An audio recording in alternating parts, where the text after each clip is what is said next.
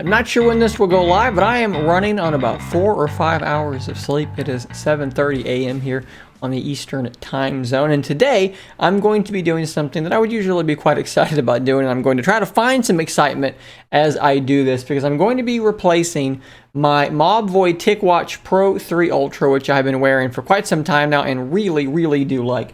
And I'm going to be, like I said, replacing it with this guy here, the Galaxy Watch 5 Pro. This is supposed to be a very good smartwatch from what I can tell from the specifications on their website. This is not a cheap smartwatch. I should go ahead and put that out there. You can see here some of the things about it. Sapphire crystal cover, a great big battery, 590 milliamp hours. That's a pretty large battery. And an equally large price tag at $450. That is more than my Mobvoi TicWatch Pro 3 Ultra retails for. So, I mean, by that logic, this thing ought to be, better than the Mobvoi watch, but that remains to be seen. I really do like the battery life on the Mobvoi watch, but this thing might actually be better. Let's find out first, though, what the unboxing experience is like. So we're going to grab my handy dandy knife here, and we're going to open this thing up, and hopefully not in my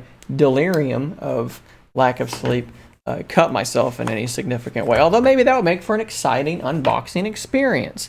So it looks like we have some sort of long box here, which I've already torn. Looks like it's full of paperwork. We don't need paperwork, right?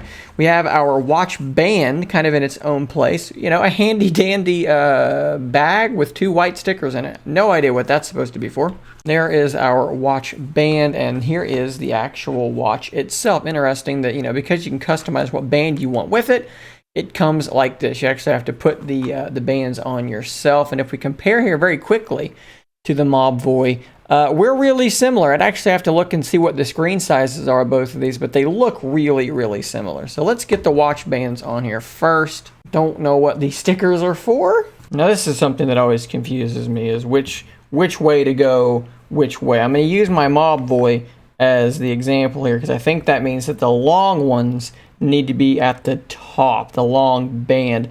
If you're curious as to how this works, it's really simple. There's a little knob there that you can use to slide these little prongs back and forth.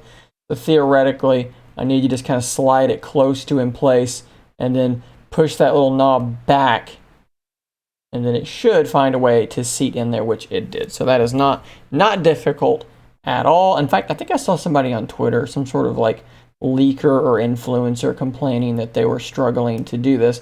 And my hands don't work very well on small things, and yet I was able to do that quite easily. So now that would sit like that. I think that this is quite a minimal, interesting look. You can see on the back here how it is kind of a bulbous shape, and that is done to make better contact via the sensors to your wrist to be able to do all the various tracking that it can do, which it can do pretty much any kind of tracking you can imagine. Let's press and hold the top button and see if it powers up, and we will begin a setup process. All right, so we've actually got a watch detected here, so we're just going to go ahead and click on connect, and we've got some permissions to do here while using the app allow. It looks like it's just going to kind of make this a relatively streamlined experience, which I have to say is quite nice, because it's not really the case with prior Wear OS devices. We are good to go. That is not my watch. There's not some other watch nearby trying to connect itself to my phone. Downloading software, 110 megabyte Galaxy Watch 5 Manager. And down here it says, check your phone to complete setup. So we are off and rolling. This is happening in a very automatic way, which I do enjoy. Now, if you don't have a Samsung phone, I don't believe that's going to be the case. This is, of course, the Fold 4, so that is why that is happening here. We're just going to yeah, sure, whatever. Getting your watch ready. This might take a few minutes, so we will pick up when it's done. Okay, so you have a couple of things going on here. We have some settings here, which we won't look at yet, but we do have a start a tour of your watch. So let's see how different this is from what I'm used to. Swipe down. It looks like that is your normal quick settings. Swipe back up to your watch face. Swipe down again, and it looks like, okay, so the apps are on a swipe down now. That is interesting. Notifications over there. They said swipe right. I would say that's to the left, but you are swiping right, I guess. Tap to open a notification. Swipe from the right of the screen to go back to the previous screen.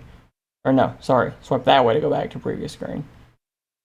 Back to the watch face. And there should be something to this side as well. That is like your tiles, which you can customize. Press the home key to go back.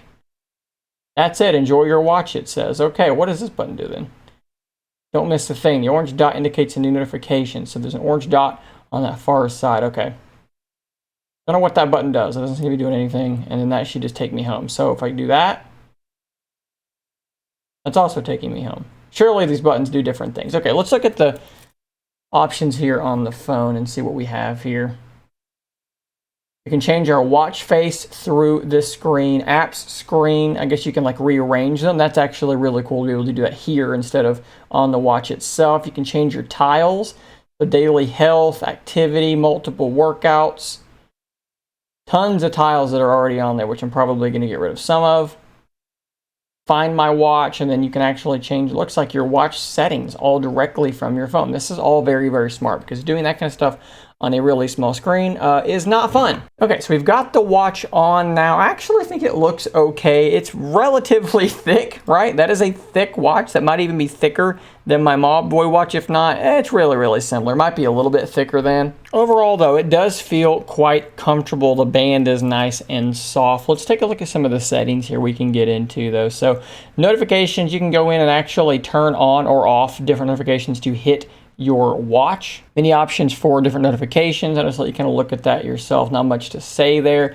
On display, you can turn on the always on display, which once this goes to sleep, you should be able to see. Go to sleep. So there's your always on display. Looks like very similar to your watch face, just kind of grayscale. I'm not sure if I'm going to use that or not. We'll turn it back off for now. Raise wrist to wake, touch to wake, and then show media controls. You can alter your music and so forth while you are using your watch. We won't get into Samsung Health just yet, but that is their health tracking stuff. Under advanced features, you can change a double press of that home button to do something different, to launch a particular app, or in this case, by default, go to the most recent app. Press and hold for Bixby. But what I've done here, because Google Assistant was not there by default, so I actually had to go to the Play Store on the watch and download Google Assistant, and now it is there. So we'll try that in just a second. Go back, battery saving stuff there. So this is just showing your battery usage, and then there's a power saving mode. You can, of course, modify the applications that are installed, as well as install some new applications based on things you already have on the phone. And that looks to be about it as far as interesting things. So let's hold now and see if we can get Google Assistant. So it says, let's get started. Open on your phone to activate. So let's unlock the phone. We are connecting to the watch. You can actually have the hot word detection on the watch, which I think I will probably turn off. I'd rather have it something, be something that I have to manually do, but let's try it here. Let's say, what's the forecast for tomorrow?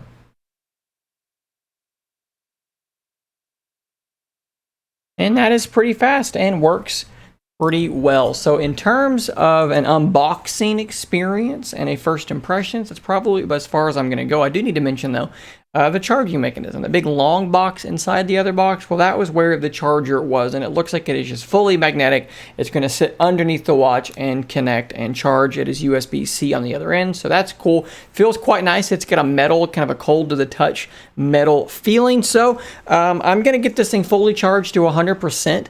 And then just start wearing it, and then we will have obviously a full review coming here in a few days once I have time to run it down and really experience this watch. So thanks for watching. If you would like to purchase one of these things, there'll be a link in the description down below, which will be an affiliate link, which then will help this channel out. So keep that in mind. I'll see you on the next one, and until next time, stay nerdy, my friends.